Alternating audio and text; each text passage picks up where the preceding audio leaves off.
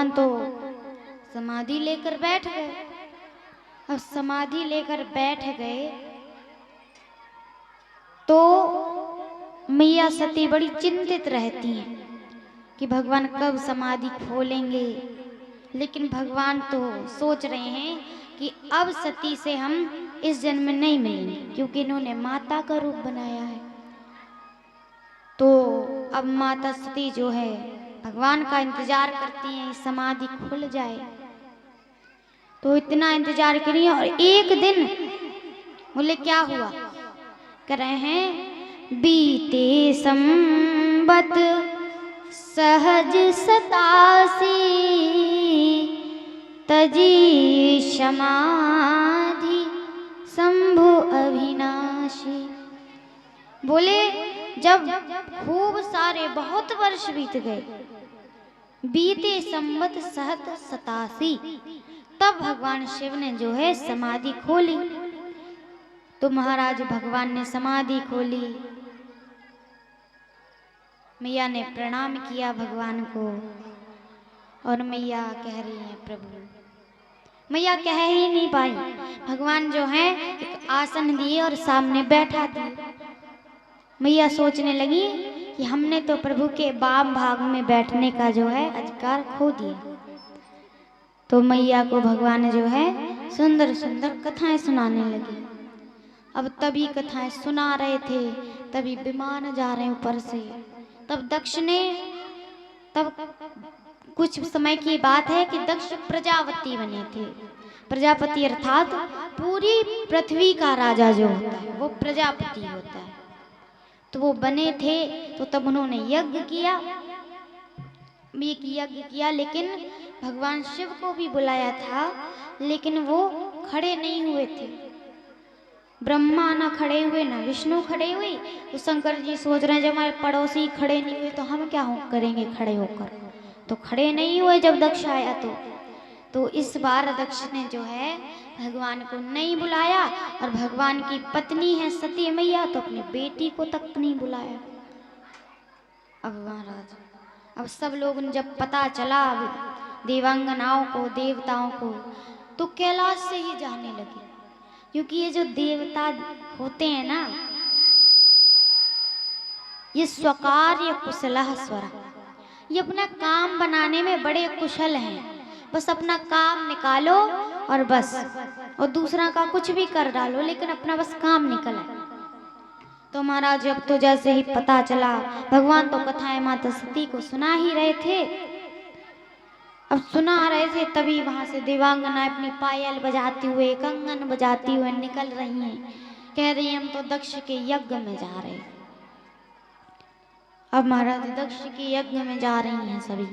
मैया सती ने देखा, अरे ये क्या है। भगवान से पूछी प्रभु ये सब कहाँ जा रहे हैं। तो भगवान शिव कहते हैं देवी आपके पिता ने जो है यज्ञ किया है, तो उसी में ये सब जा रहे हैं। बोले अगर आपको बहुत अच्छा लगे तो हम भी चले जाएं। भगवान बोले चले तो जाओगी, आपने बात तो अच्छी कही है, लेकिन आपके पिताजी ने कोई निमंत्रण ही नहीं भेजा तो हम क्यों जाएं। माता सती कहती प्रभु आप रहते हो पहाड़ों में, जंगलों में रहते हो, तो डाकिया चिट्ठी लाना आया होगा, लेकिन रास्ता भूल गया होगा। पिताजी तो जरूर भिजवाएंगे कार्ड। बोले नहीं ऐसी बात नहीं है, उन्होंने इसलिए निमंत्रण नहीं भेजा है कि एक बार दक्ष आया और सब खड़े हो गए सभा में, हम खड़े नहीं हुए, तो ये हमसे द्वेष करता है अभी तक।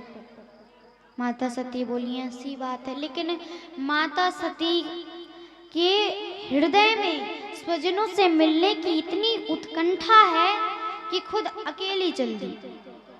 भगवान शिव समझ गए इनका अब तो ये देह त्यागना ही है नहीं तो बोले अब जा ही रही तो सम्मान पूर्वक पहुंचाओ। तो अपने जो है नंदी को, शिवगणों को पहुंचा दिए कि जाओ और इन्हें अच्छे से पहुंचा दो। बोल ठीक है पहुंचा देते हैं।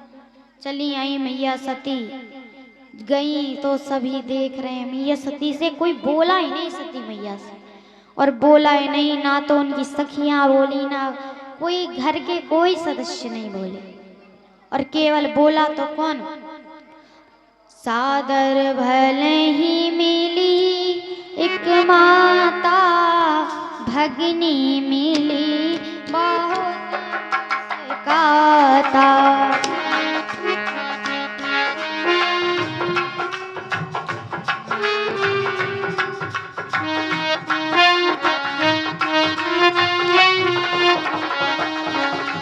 सादर भले ही मिली एक माता, भगनी मिली बहुत मुस्काता।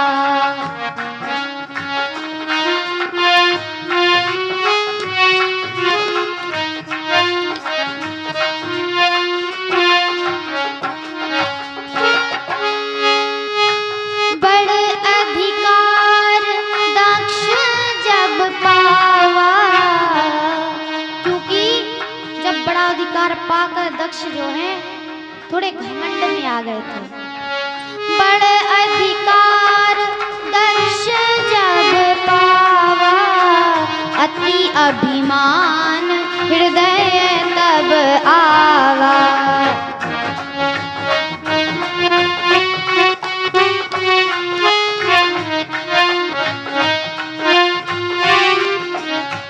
और सही भी है, को नहीं जन्मा जग माही, प्रभुता पाई जाई मद नाही।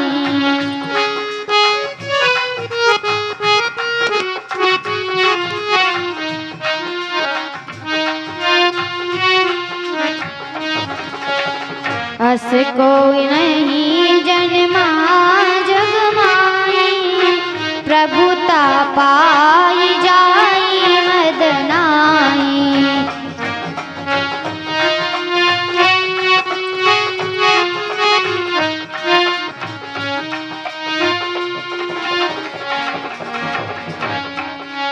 प्रभुता पाई जाई मद नाही।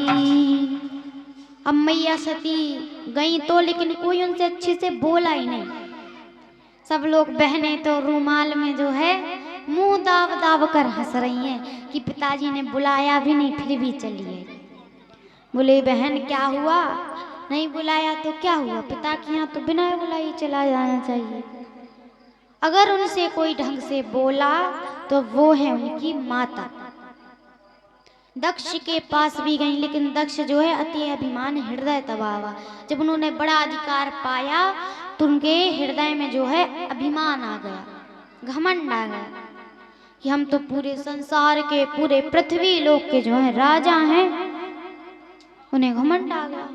और ऐसा कोई भी जग में नहीं जन्मा है जो प्रभुता पाई जाई मद नाही।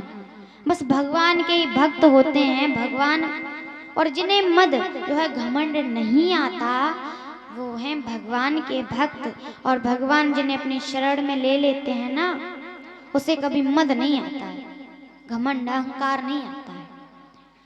तो मैया सती जो है गई, उन्हें किसी की अपमान सम्मान से कुछ फर्क नहीं पड़ा।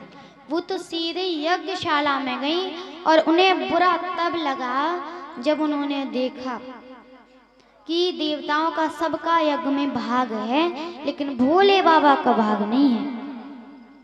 तो इसी से मैया सती को जो है बड़ा क्रोध आ गया, और पूरे सभा में जो है सुना सुना कर कहने लगी कि सुनहु सभासद सकल मुनिंदा, कही सुनी जिन शंकर निंदा।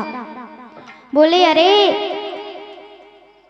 मेरी बात सब कान खोल कर सुन लो, जिनने भी भगवान शिव की निंदा कही है अथवा सुनी है उसे नरक में भी जगह न मिले। क्योंकि भगवान शिव तो इतने अच्छे हैं, इतने भोले हैं कि एक चोर था, वो भगवान के जो है वो चोर था, तो कहीं चुराने किसी के घर गया होगा धन, तो जो है पकड़ा गया। तो पुलिस उसके पीछे पड़ी है, और वो जा रहा है, आगे आगे भाग रहा है। उसे जगह तो कहीं मिली नहीं। एक शिव जी का मंदिर था, तो शिव जी के मंदिर में जो है घुस गया, चला गया उसी में। अब चला गया तो देख रहा है कि कोई तो है नहीं, लेकिन एक ऊपर घंटा टंगा हुआ था। बोला अरे हम इसे चोरी करेंगे तो इससे हमें बड़ा लाभ होगा। क्योंकि चोर जो होता है, जैसे अक्सर सबका स्वभाव ही होता है, जो जिस कार्य में कुशल होता है उसे वही कार्य करने की जल्दी पड़ती है, और जो एक हो पूरे में उसे बड़ी जल्दी पड़ती है। तो वो निकालने लगा लेकिन निकल नहीं रहा है। शिवलिंग जो है वहीं पर रखी थी, तो उसकी शिवलिंग जहाँ जिस पर रखी थी उसके ऊपर चढ़ गया, फिर भी नहीं पकड़ पाया। अब तो महाराज सीधा शिवलिंग पर ही चढ़ गए और घंटा उतार लिया। और जैसे ही चढ़ा तो शंकर जी जो है प्रकट हो गए। बोले बच्चा वरदान मांगो। डर गया, अरे क्या हुआ, कोई आ गया क्या। भगवान बोले वरदान मांगो, क्या सोच रहे हो। चोर सोच रहा है अरे ये कहाँ से आ गए। बोले प्रभु हम तो आपका घंटा चुराने आए थे और आप हमें वरदान देने की बोल रहे हो। भगवान बोले बेटा तुम तो इतने भोले हो, कोई हमारे ऊपर बेल पत्र चढ़ाता है, कोई कुछ चढ़ाता है, कोई कच्चा दूध चढ़ाता है, कोई बेर चढ़ाता है, लेकिन बेटा तुम तो हमारे ऊपर पूरे ही चढ़ गए, तो फिर वरदान तो देना बनता है। तो ऐसे भोले हैं भोले बाबा। तो ऐसे भोलेनाथ की निंदा तुम करोगे तो तुम्हें नरक में भी जगह नहीं मिलेगी। और ऐसा कह करके मैया सती जो हैं अपने अंगूठे से, पैर के अंगूठे से अग्नि प्रकट की और हवन कुंड में जो है इस देह को जो है भस्म कर दी। अब ये खबर भगवान शिव को मिली। अब नारद जी ने दी है, तो नारद जी जो थोड़ा बड़ा चढ़ाकर बोलते हैं, कह रहे थे कि प्रभु अब क्या बताएं। दक्ष जो है मैया सती को हवन कुंड में ढकेल दिया और उनने शरीर त्याग दिया। अब तो भगवान को बड़ा क्रोध आ गया, एक जटा उखाड़कर जमीन पर पटके उससे वीरभद्र प्रकट हो गए। और जब बोले प्रभु आज्ञा बताओ क्या करें। बोले जाओ दक्ष के संग यज्ञ को नष्ट कर दो। वीरभद्र गए महाराज, पूरी तेज तेज उनके पैरों की आवाज जा रही है कि पूरे सभासद जो हैं देख रहे हैं। जैसे एक कह रहा है अरे इतनी धूल कहाँ से उड़ रही है। बोले अरे कोई तूफान आ गया होगा। बोले नहीं तूफान तो नहीं आ सकता, धूप है। बोले ऐसा लगता है कि गाय चर के आ रही हैं। बोले नहीं नहीं अभी तो समय ही नहीं हुआ है आने का। तो एक बोला नहीं हमारी बात सुनो, ऐसा कुछ नहीं है, शायद चोर डाकू भाग रहे हैं, ऐसा तो है नहीं, दक्ष जी के राज्य में तो हो ही नहीं सकता ऐसा। ऐसे सब लोग बात कर ही रहे थे कि सभा में जो है वीरभद्र प्रकट हो गए और पूरे यज्ञ को विध्वंस कर दिए। शिवगण ने भी माता सती को बचाने की कोशिश की थी, तो सभी लोग बड़े हंस रहे थे। तो शिवगणों से वीरभद्र बोले बताओ कौन कौन हंस रहा था। बोले ये हंस रहे थे, ये हंस रहे थे। तो सभी के दांत निकाल दिए और दक्ष का सर काट दिया महाराज, और पूरे यज्ञ को विध्वंस करके भगवान शिव के पास पहुंचे। अब तो पिटे पिटाए देवता, क्योंकि उनका भाग था, वो गए थे। शंकर जी नहीं गए तो ब्रह्मा विष्णु भी नहीं गए। सभी देवता जो है विष्णु ब्रह्मा जी के पास आए, भगवान बचाओ हमारी कुछ रक्षा करो। ब्रह्मा जी बोले क्यों गए थे, हम तो पहले ही कह रहे थे मत जाओ। शंकर जी जहाँ नहीं जाते हैं, जहाँ शंकर जी का भाग नहीं होता है, वहाँ तो ऐसा होता ही है, इसीलिए हमें पता था, इसलिए हम गए ही नहीं। और कोई नहीं गया। देवता बोले हमारा तो कोई उपाय करो। बोले अब हम तो कुछ कर नहीं सकते, जिनने किया उन्हीं के पास चलो। सभी गए, भगवान की स्तुति कर रहे हैं महाराज, भगवान कुछ करो कह रहे हैं। शंकर तेरी जटा में बहती है गंगाधारा, शंकर तेरी जटा में बहती है गंगाधारा, काली घटा के अंदर हो, काली घटा के अंदर जिमी नाम ने उजारा, शंकर तेरी जटा में। सभी स्तुति करिए।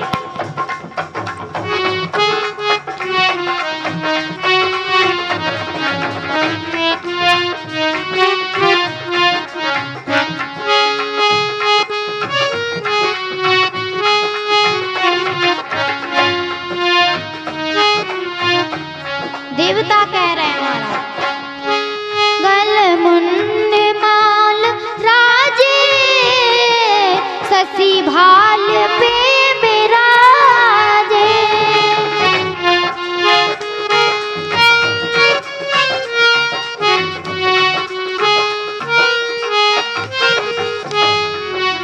गल मुंड माल राजे, शशि भाल पे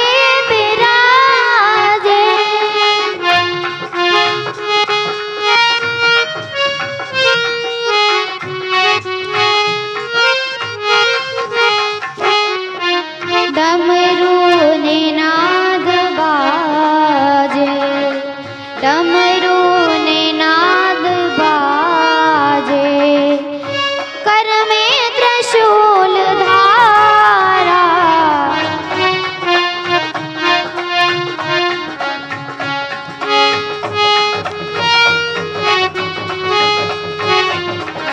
शंकर तेरी जटा में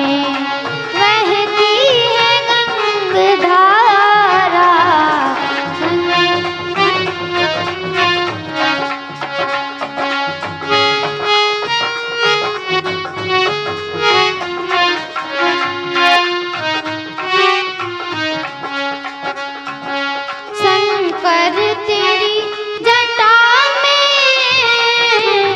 बहती है गंगाधारा,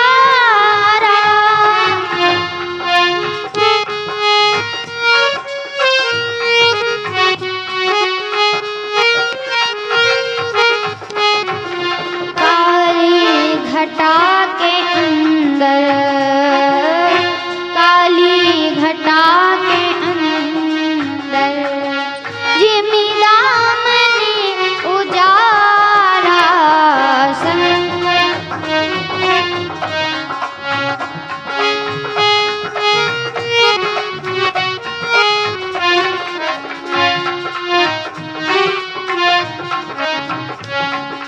शंकर तेरी जटा में बहती है गंगाधारा, शंकर तेरी जटा में बहती है शंकर तेरी जटा में। वो शंकर भगवान की। अब महाराज सभी देवता भगवान शिव के पास आए, प्रार्थना कर रहे हैं, भगवान बचा लो। शंकर जी तो आत्मा राम है, उन्हें कोई लगा नहीं, उन्हें बुरा मुरा कुछ नहीं लगा, क्योंकि इन सब पर वो ध्यान ही नहीं देते। नंदी कहते हैं भगवान आपका इतना अपमान होता है और आप जो है हंसते हो। बोले स्थानम प्रधानम ना बलम प्रधानम। भगवान कहते हैं सुनो, दक्ष जो है उसका स्थान प्रधान है, ना कि उसका बल। वो बड़े पद पर है, इतना ऊंचा पद पर है। इंसान बड़ा नहीं होता है, उसका पद बड़ा होता है, और जो जिस पद को प्राप्त कर लेता है। अब दक्ष का बड़ा पद है, इसीलिए उसका बल कोई बड़ा नहीं है, नहीं तो हम तो कुछ भी कर सकते हैं, ऐसी बात है। बोले भगवान हमारा कुछ करो। चलिए सभी लोग आए, भृगु देवता के दांत टूटे थे। बोले आपको क्या है, दांतों की जरूरत क्या है, पिसा हुआ अन्न खाओ। किसी की आंखें फूटी, बोले अपने मित्र की आंखों से देखो, और दक्ष का जो है बकरे का सर लगा दिया। इस प्रकार भगवान जो है कैसे ना कैसे करके यज्ञ पूर्ण की। अब इससे संकेत ये है कि भगवान शिव उनके द्रोही जो थे, भगवान ने उनके साथ भी अच्छा किया। मतलब जिससे उनकी लड़ाई भी थी, उनको भी वो अच्छे से बोले। तो ऐसे कलयुग में हो जाएंगे तो भवसागर से पार ही हो जाओगे। तो महाराज इस प्रकार से जो है सती चरित्र सुनाते हैं। तो एक दिन की बात है, और जब सती मरत हरिशन बर मांगा, जन्म जन्म शिवपति अनुराग। कहे सती मैया जब उनकी मृत्यु हुई तो उन्होंने भगवान से यही वरदान मांगा है कि हमें जन्म जन्म तक भगवान शिव ही पति रूप में प्राप्त हो। अब अगला जन्म उन्होंने पार्वती के रूप में लिया। भगवान की बारात महाराज ऐसी थी। एक बार पार्वती जी और शंकर जी जो हैं कैलाश पर बैठे थे, तो शंकर जी कहीं चले गए। अब वहां नारद जी आए घूमते फिरते, सोच रहे हैं हम सबकी लड़ाई करवा देते हैं, लेकिन शंकर जी की करवा नहीं पाते। तो आज तो हमें शंकर जी की लड़ाई करना है, कुछ हो जाए। अब सोच रहे हैं महाराज शंकर जी की लड़ाई कैसे करें। तो गए और देखा कि मैया सती जो है मैया गौराई केवल है और कोई नहीं है वहां पे। बोले अच्छा मौका है। पास में गए नारद जी के, मैया बोली अरे आप जो है मैया आप ऐसे क्यों बैठे हो। तो गौरा रानी बोली नारद जी आप बड़े दिन में दिखे। नारद जी बोले क्या करें मैया, अब कलयुग आ गया है, इसलिए हम ज्यादा कहीं जाते नहीं हैं। क्योंकि जो है कलयुग में सब पापी स्वभाव के हो गए हैं, किसी पर विश्वास नहीं करना चाहिए, कोई किसी को पूरी बात ही नहीं बताता है अपनी। बोले नहीं नहीं हमारे शिव जी तो ऐसे नहीं हैं, हमारे शिव जी सब बताते हैं, वो तो ध्यान करें तो भी हर बात बता देते हैं कि हमने ध्यान में क्या क्या देखा। बोले मैया हमें तो नहीं लगता है। बोले हमें भी एक जानने की जिज्ञासा है, हम आपसे कुछ पूछें। बोले हाँ पूछो। बोले ये जो भगवान के गले में मुंडों की माला रहती है ये किसकी है। मैया बोली ये तो हमें नहीं पता। बोले आप तो कह रही थी सब कुछ बता देते हैं। बोले चलो पूछेंगे। नारद जी चले गए। बोले अब हो गया काम, अब होगा झगड़ा। रास्ते में महाराज तभी भगवान शिव मिल गए। नारद जी डर गए। तो नारद जी बोले प्रभु जी जाइए आपको मैया बुला रही है। नारद जी बोले जहाँ से आप निकलो वहां से हमें मैया बुलाए ना, ऐसा तो हो नहीं सकता है। जरूर नारद जी कुछ ना कुछ करके आए हैं। भगवान गए, मैया कहीं दिखी ना, कोप भवन में बैठी हैं। जब पहले जो मकान बनाए जाते थे ये कोप भवन बनाया जाता था। जब कोई मैया जो गुस्सा होती थी तो पता चल जाता था, उसमें बैठ जाती। तो महाराज शंकर जी बोले क्या हो गया। बोले कुछ नहीं हुआ, आप बड़े छलिया हो, झूठ बोलते हो, आज हम समझ गए। बोले हमने क्या झूठ बोल दिया। बोले नहीं नहीं आप तो हो। बोले कुछ बात बताओ। बोले प्रभु एक बात बताओ, ये जो आप गले में मुंडों की माला लटकाए रहते हो ये किसकी है। बोले आप इसमें शक कर रही, ये तो आपकी ही है। बोले अच्छा। अब तो मैया और क्रोधित। बोली अच्छा हम इतनी बार मर चुके हैं और आप एक भी बार नहीं मरे। बोले हाँ हम एक भी बार नहीं मरे। बोले क्यों नहीं मरे। बोले इसलिए नहीं मरे कि हमने भगवान की अमृत रूपी कथा पी चुकी है, इसीलिए हम अमर हो गए हैं। बोले अमर कथा, हमने अमर कथा कही, ऐसी बात है तो फिर हमें भी सुनाओ अमर कथा। बोले हमने तो कितनी बार आपको कोशिश की है सुनाने की, पर आप सुनती नहीं हो। बोले नहीं ऐसा नहीं है, हम सुनेंगे। अब जो होता है हम सुनेंगे, आप तो सुनाइए। भगवान बोले ठीक है अब आपकी मर्जी, हमने आपको कई बार सुनाए, बोले एक बार त्रेतायु माही शंभु गए कुम्मज ऋषि पाए, और संग सती जग जननी भवानी, सुनी महेश परम सुख मानी, राम कथा मुनि ब्रज बखानी। ये जो राम कथा है ये अमृत के समान है, इसलिए इसे अमर कथा भी कहते हैं। तो भगवान तो कई बार सुने, लेकिन माता सती ने तब राम जी के बारे में संदेह कर दिया था। बोले जिनके कथा सुनने गई हो, जिनसे कथा सुनने से आप अमर हो जाओगी, उन्हीं पर आप शक कर रही थी, तो आप अमर कैसे हो जाओगी। मैया बोली अब नहीं करूंगी मैं। ठीक है चलो सुनाते हैं।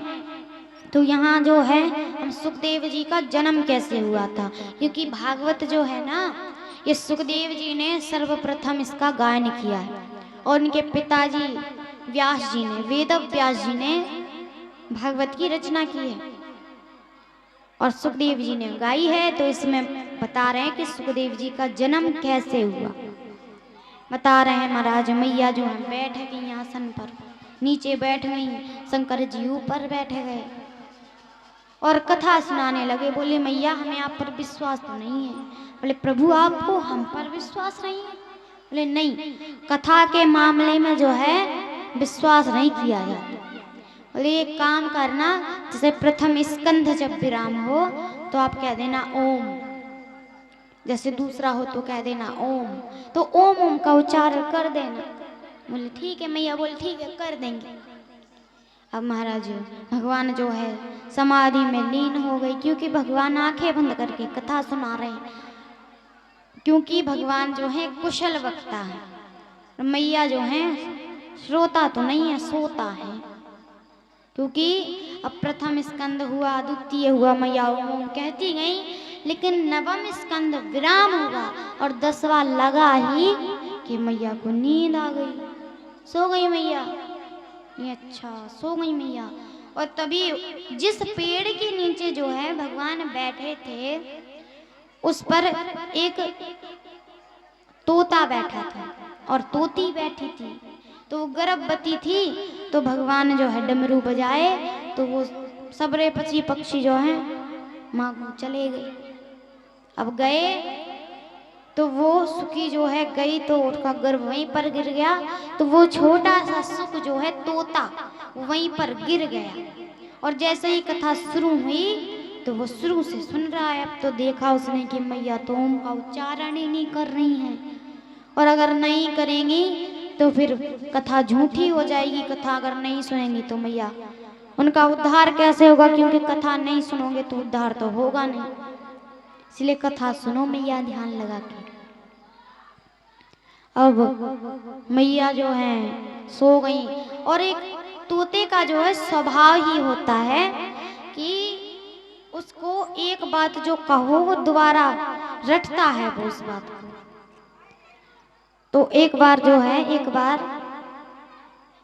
एक मेडिकल खुला था, उसमें एक व्यक्ति जो है काम भी करता था और वो एक तोता था, तो उसने सिखा दिया उसे राम राम कहना। तो वो राम राम कहता, जो भी ग्राहक आता उसे राम राम कह देते, राम राम राम राम।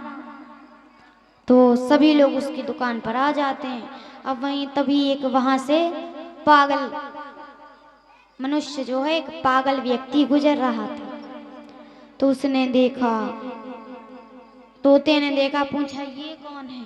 बोला ये पागल कहीं का पागल है। अब तो तोते ने सुना, पागल कहने लग गया, क्योंकि तोते का स्वभाव है एक चीज जो सुन ले उसी को रटता है। अब तो जो भी व्यक्ति आता उसी को कहने लग जाता पागल कहीं का। तो बड़ा गुस्सा आता सभी को। अब कोई उसकी दुकान पर आता ही नहीं था, और वो व्यक्ति जब गुजरता पागल तो उसको बार बार कहता पागल कहीं का। लेकिन जो मूर्ख व्यक्ति होते हैं वो भी अपने आप को मूर्ख समझना नहीं चाहते। कहते हैं जो विद्वान है वो अपने आप को विद्वान समझते हैं, मूर्ख हैं वो भी विद्वान समझते हैं। जैसे एक बार बात है एक बार की कि 2 मालिक और 2 नौकर थे। तो वो 2 नौकर जो थे पागल थे। अब जो पागल थे, अब दोनों जो हैं बैठे थे मालिक, तो बात कर रहे हैं आपस में, अरे क्या बताएं हमारा नौकर जो है बड़ा मूर्ख है, पागल सा है बिल्कुल। बोले अरे आप अपने की बात कर रहे हो, हमारा देख लोगे तो हार्ट अटैक आ जाएगा आप। बोले ऐसी बात है तो आओ चलो। एक ने अपने नौकर को बुलाया, बोला जाओ 10 रुपए की टेलीविजन ले आओ, टीवी। उसने पैसा लिया और चला गया। बोले देखो कितना मूर्ख है, 10 का भी कभी 10 रुपए का टीवी आता है। बोले अरे आपसे बड़ा तो हमारा मूर्ख है। बोले इधर आओ। बोला देख के आओ ऑफिस में हम हैं कि नहीं हैं। वो भी चला गया। अब बोला देखो कितना मूर्ख है, हम खुद इनके पास बैठे हैं, और चला गया। अब वो भी अपने आप को होशियार समझ रहे हैं और वो दोनों जो है रास्ते में मिल गए। लेकिन वो अपने आप को जो है पागल समझना नहीं चाहते थे कि हम पागल हैं ही नहीं तो क्यों समझें। एक कह रहा है 10 क्या, 10 रुपए की एक क्या, हम तो 4 टीवी ले आते, लेकिन आज रविवार है तो आज मार्केट बंद है, नहीं तुम ले आते। अब पागल व्यक्ति है लेकिन ये अपने आप को पागल समझ नहीं रहा है, विद्वान समझ रहा है, हम तो हैं विद्वान। दूसरा कह रहा है हाँ, और हमारा मालिक तो तुम्हारे मालिक से भी बड़ा मूर्ख है। उधर वो कह रहे हैं हमारा नौकर तुम्हारे नौकर से मूर्ख है, वो कह रहे हैं हमारा मालिक तुम्हारे मालिक से मूर्ख है। बोले देखो हमसे कह रहा है कि जाओ ऑफिस में देखाओ हम हैं कि नहीं, खुद फोन लगा के नहीं पूछ सकता है। तो ऐसे महाराज कोई कोई ऐसे भी होते हैं। तो वो तो तोता है, उसे तो जो रटा दिया वो भी बोलता रहता है। अब वो मूर्ख व्यक्ति अपने आप को मूर्ख समझता नहीं है, और जब वो कहता पागल कहीं का तो उसे बड़ा गुस्सा आता है। पास में चला गया, रे बोला अरे ये तोता मुझे बार बार मूर्ख कहता है, इसने इस बार कहा ना तो उसे मार डालूंगा मैं। ठीक है नहीं कहेगा जाओ। अब तो दोबारा निकला तो उसने कह दिया पागल कहीं का। अब तो आया गुस्से से और तोते को उठाया और पानी की बाल्टी में डुबो दिया। बोला नहीं नहीं महाराज मत मारो, अब नहीं कहेगा। बोले समझाने लगे अरे मत कहो राम राम राम राम। फिर उसने राम राम कह दिया तो राम राम रटने लगा। और अब जब पागल व्यक्ति निकला तो बार बार अब निकल रहा है, पीछे देख रहा है, ये तो कुछ बोल ही नहीं रहा है। समझ गया हाँ तोता अब समझ गया है। और जब पीछे मुड़कर देखा तो क्या महाराज तोता कहने लगा कि अब तो तू समझ ही गया होगा कि मैं क्यों नहीं बोल रहा।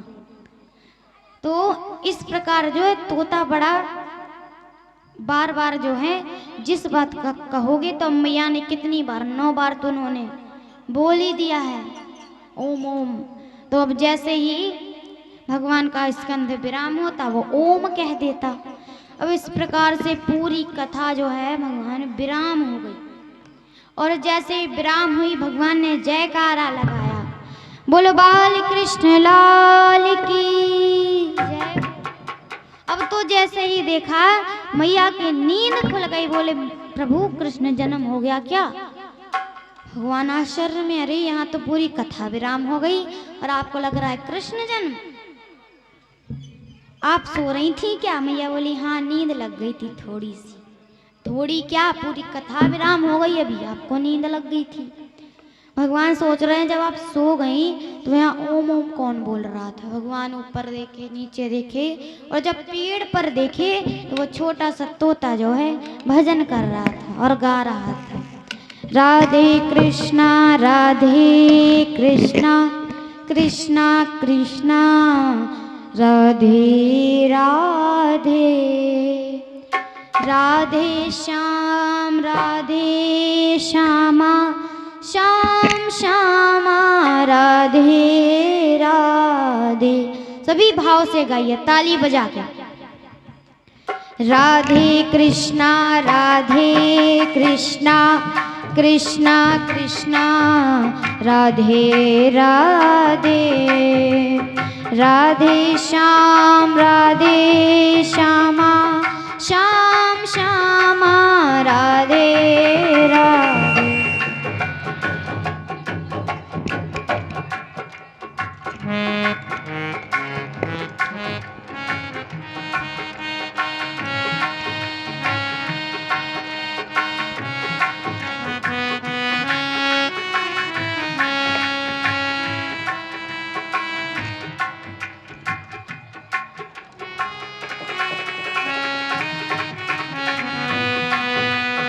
राधे कृष्णा कृष्णा कृष्णा राधे राधे, राधे श्यामा श्याम श्यामा राधे राधे।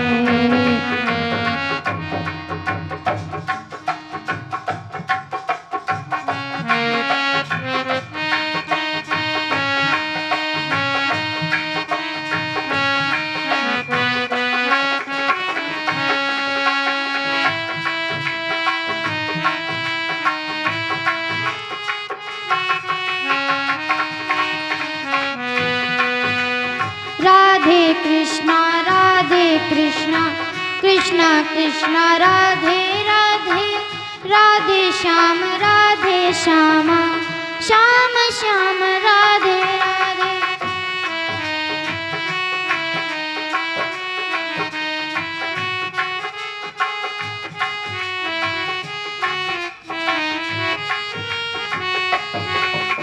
राधे कृष्णा कृष्णा कृष्णा राधे राधे, राधे श्यामा श्याम श्याम राधे राधे।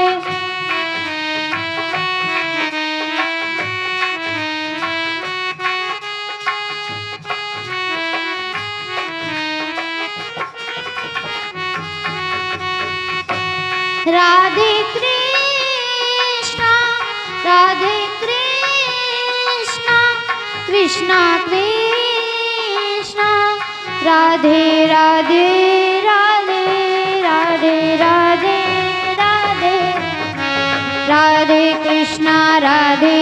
कृष्णा कृष्णा कृष्णा राधे राधे, राधे श्यामा श्याम श्यामा राधे राधे। भाव से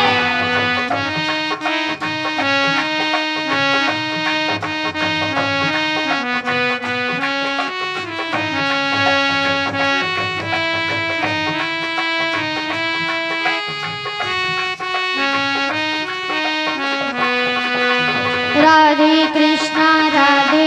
कृष्णा कृष्णा कृष्णा राधे राधे,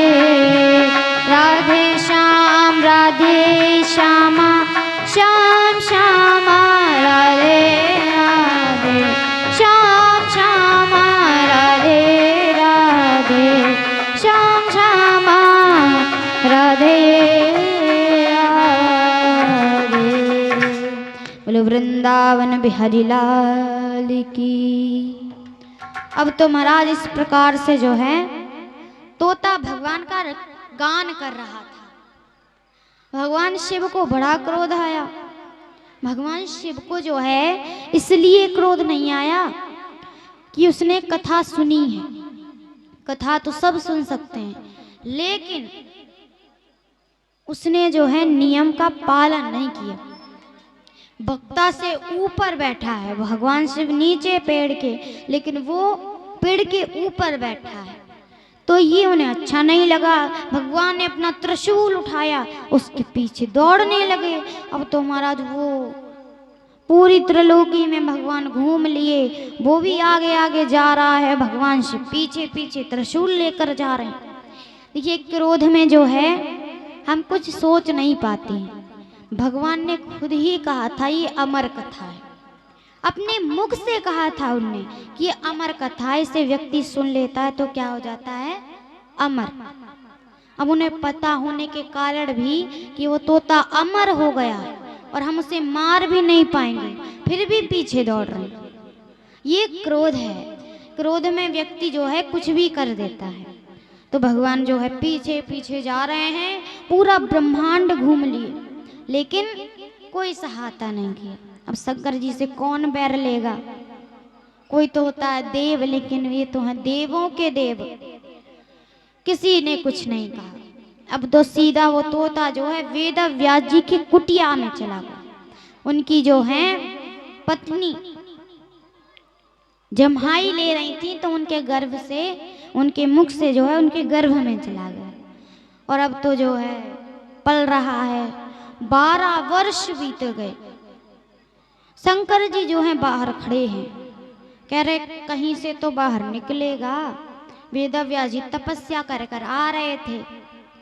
वेदव्यास ने देखा भगवान हमारे द्वार पर खड़े हैं, तुरंत लेट गए, भगवान आज हमारी तपस्या जो है सफल हो गई, आज हमें खुद दर्शन देने आप यहाँ आ गए, आइए भगवान अंदर आइए।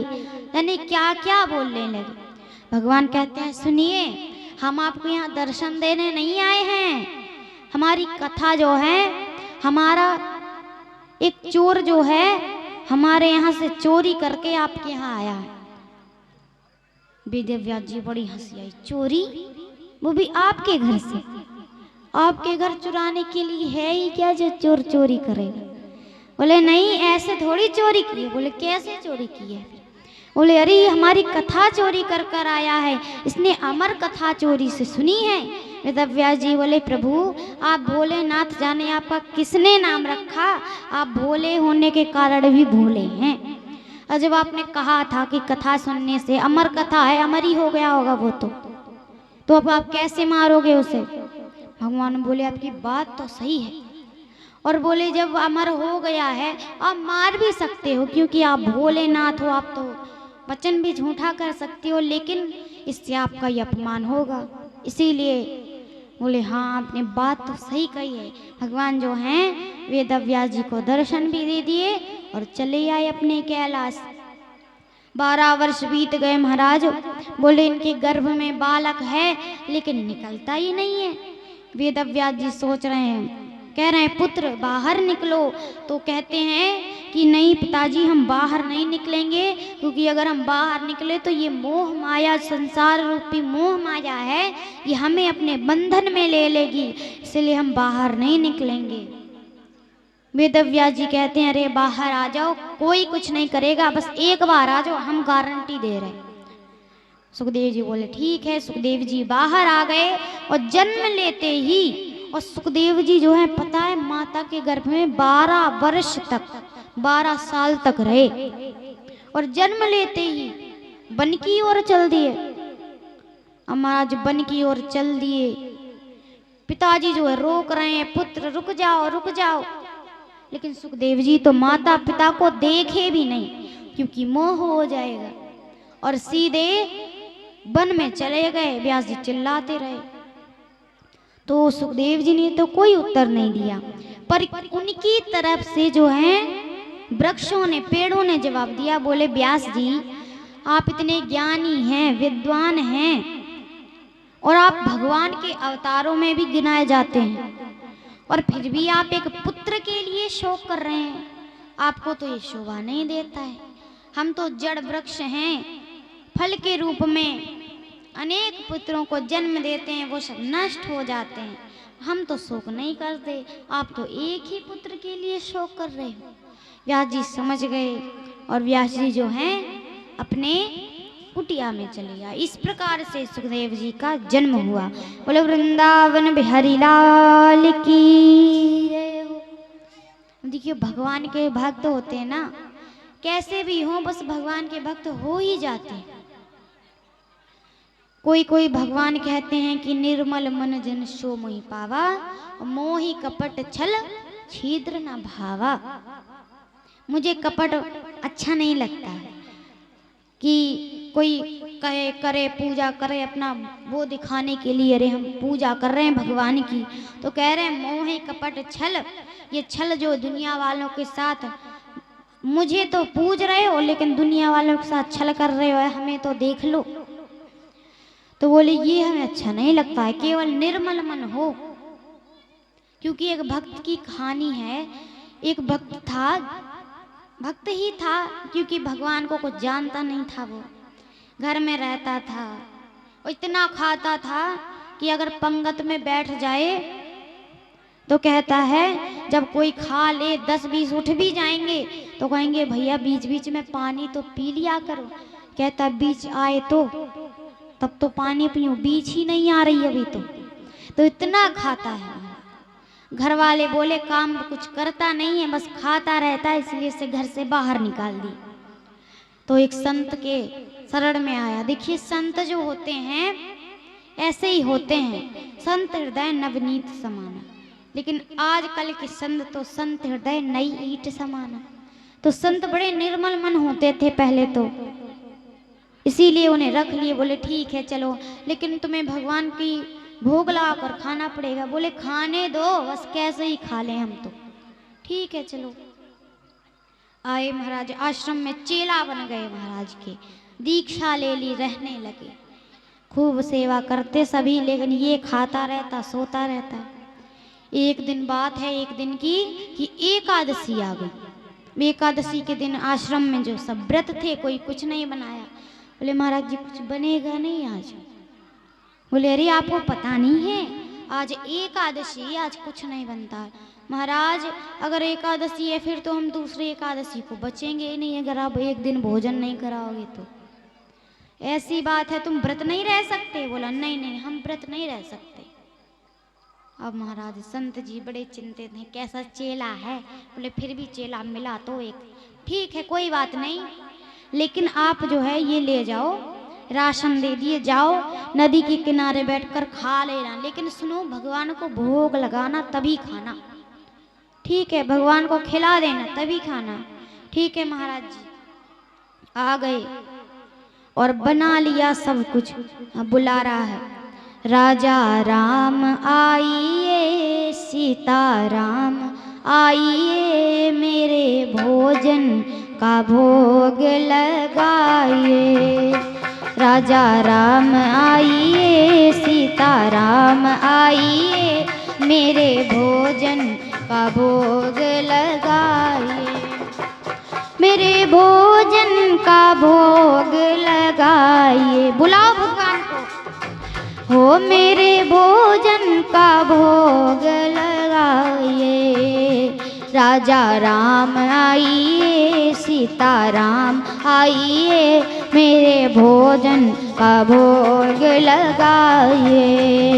राजा राम आइए, सीता राम आइए, मेरे भोजन का भोग लगाइए। अब तो इस प्रकार जो है बुलाता है, अब बुलाता है और अब भगवान आ गए। अब राम जी अकेले तो आए नहीं, लक्ष्मण जी को भी ले आए।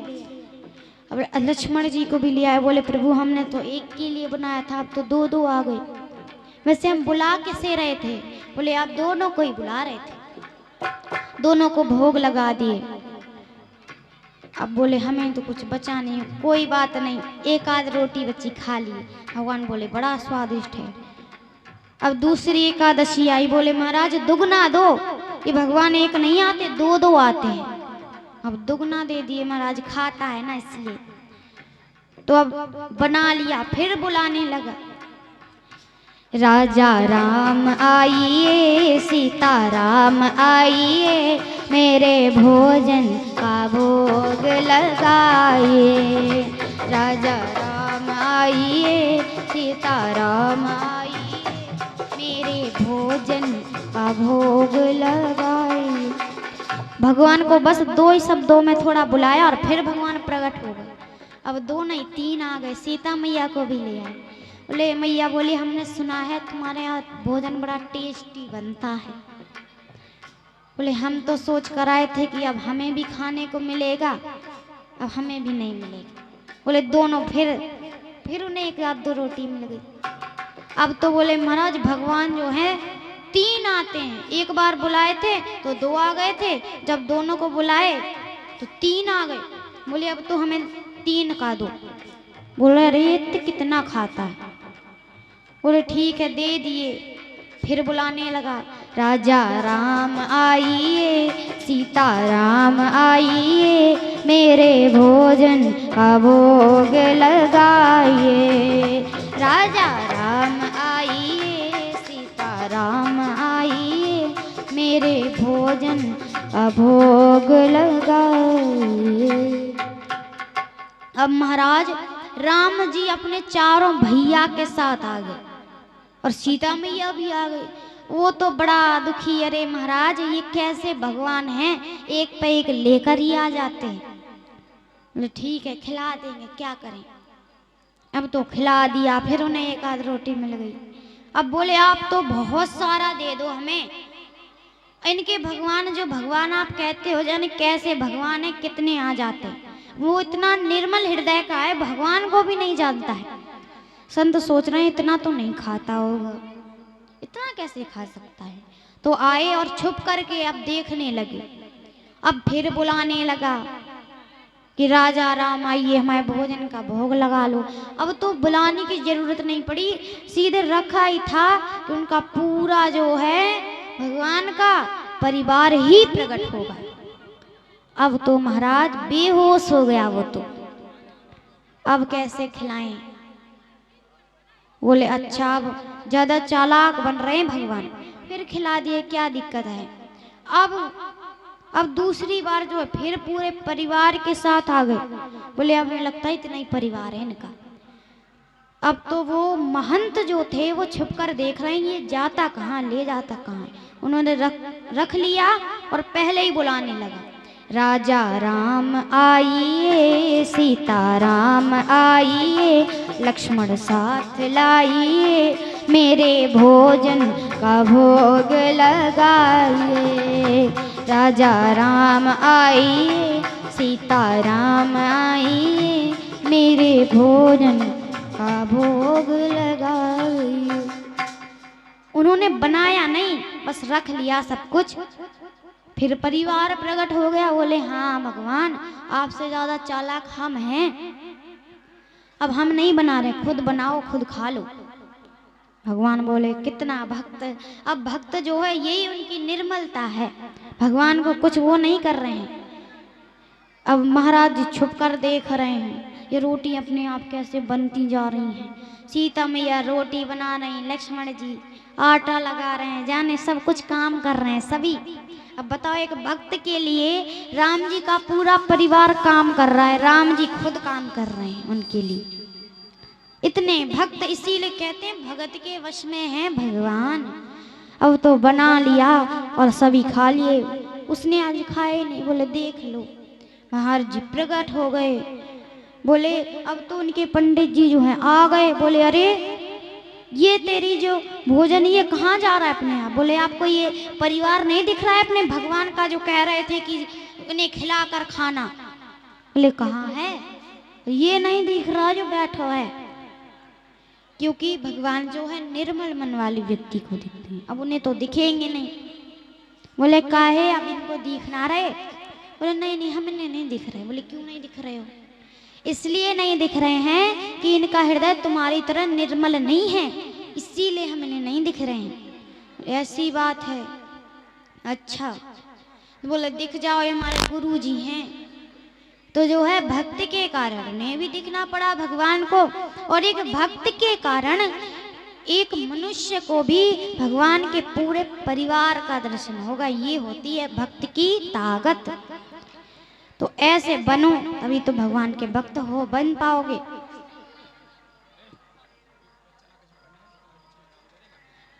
तो आइए हम अभी अपनी वाणी को विराम देते हैं। जय जय श्री राधे, जय जय श्री राधे, जय जय श्री राधे।